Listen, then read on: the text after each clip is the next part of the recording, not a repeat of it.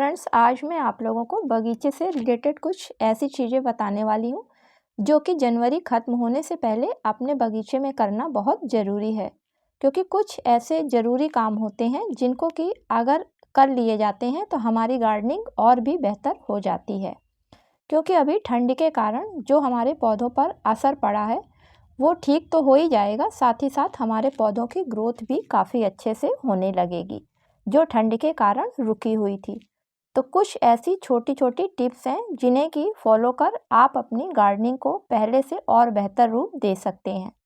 तो चलिए वीडियो की शुरुआत करते हैं और देखते हैं वो कौन सी ऐसी आसान सी टिप्स हैं। नमस्कार दोस्तों, मेरे यूट्यूब चैनल पर आप सभी लोगों का हार्दिक स्वागत है। मैदानी क्षेत्रों में 15 दिसंबर से 20 जनवरी के बीच में काफ़ी ठंड पड़ी है, लेकिन अब पिछले हफ्ते बरसात के बाद 2 दिन से अच्छी धूप निकलने लगी है और टेम्परेचर भी लगातार बढ़ता ही जा रहा है। इस समय दिन का टेम्परेचर 22 डिग्री सेल्सियस के करीब पहुंच गया है। साथ ही साथ रात का टेम्परेचर भी 8 से 10 डिग्री के बीच में हो गया है। तो अब ये बढ़ता ही जाएगा, इसलिए फ्रेंड्स बहुत ज़रूरी हो गए हैं हमें अपने गार्डन में कुछ ऐसे काम करना जिनको कि और टेम्परेचर बढ़े उससे पहले ही इनको निपटा लेना है। तो चलिए देखते हैं हमें अपने बगीचे में पहला सबसे ज़रूरी काम कौन सा करना है।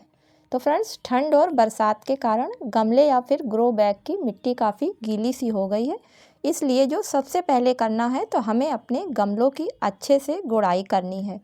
और गुड़ाई करने के लिए 1 से 2 इंच की गहराई में जड़ों को बिना नुकसान पहुंचाए अच्छे से सभी गमले की बगीचे के गुड़ाई कर दीजिए,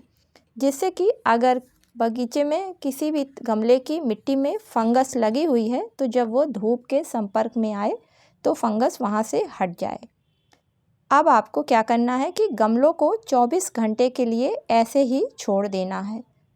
नीचे की मिट्टी अगर 24 घंटे में सूख जाती है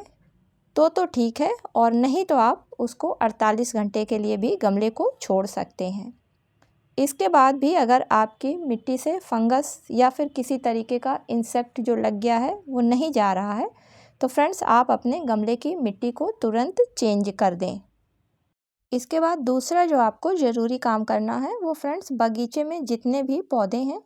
उन पर जो भी पीली पत्तियां हैं या सूखी हुई पत्तियां हैं उन सभी को पौधे पर से हटा दीजिए। इसके अलावा जो खराब डालियां हैं जिनको अब हरी नहीं होनी है, या फिर सूखे फूल हैं या जो कलियां ठंड की वजह से अब फूल में नहीं बदल सकती हैं, उन सभी को पौधे पर से हटा दीजिए। अगर आप इनको नहीं हटाएंगे तो ये सभी चीज़ें आपके पौधे को ख़राब करने का कारण बन सकती हैं। तीसरा काम आपको जो करना है तो आपको अपने बगीचे से जितने भी गमले हैं उनको थोड़ा थोड़ा हटा के अच्छी तरीके से झाड़ू से सफाई कर दें।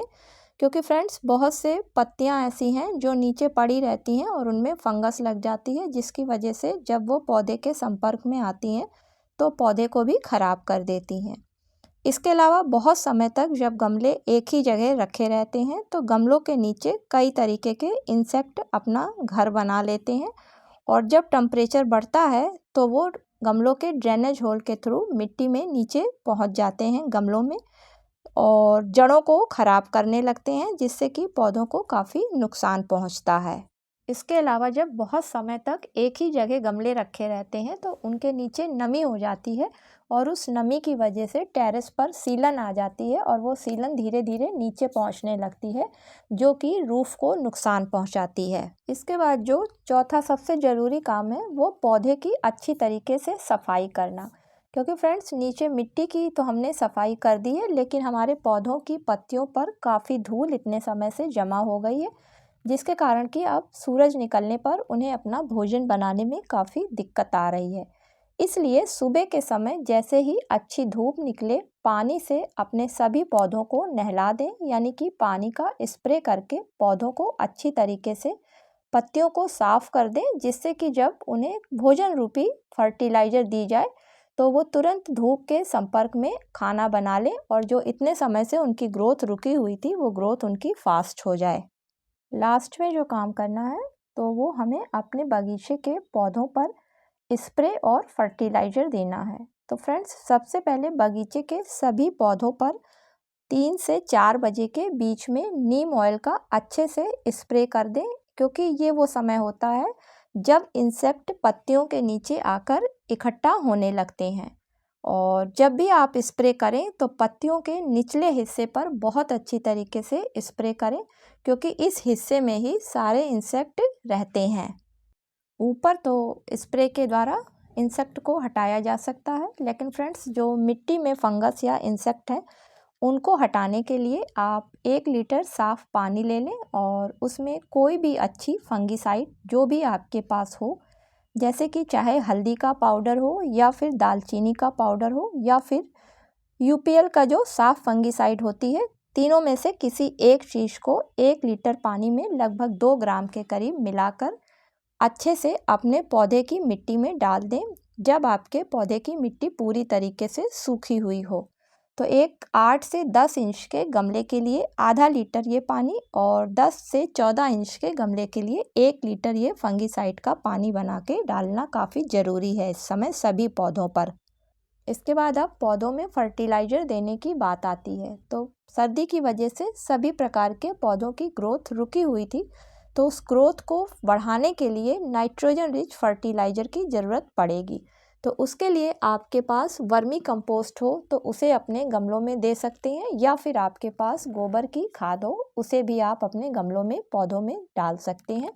गमलों की साइज और पौधे की एज के हिसाब से आप जो भी आपके पास हो उस खाद को डाल के पौधे की हल्की से गुड़ाई करके और उसमें थोड़ा सा पानी डाल के अच्छे से धूप लगने के लिए छोड़ दें। तो ये थे कुछ ऐसे ज़रूरी काम जिनको कि धूप निकलने पे हर गार्डनिंग करने वाले को करना अपने बगीचे में काफ़ी ज़रूरी होता है। और अगर इस तरीके से ये काम समय रहते कर दिए जाते हैं तो पौधों की ग्रोथ तो अच्छे से होती ही होती है, साथ में बगीचे में अगर पौधों पर किसी तरीके की फंगस या फिर इंसेक्ट वगैरह भी सर्दी की वजह से लग गया होता है तो वो भी हट जाता है।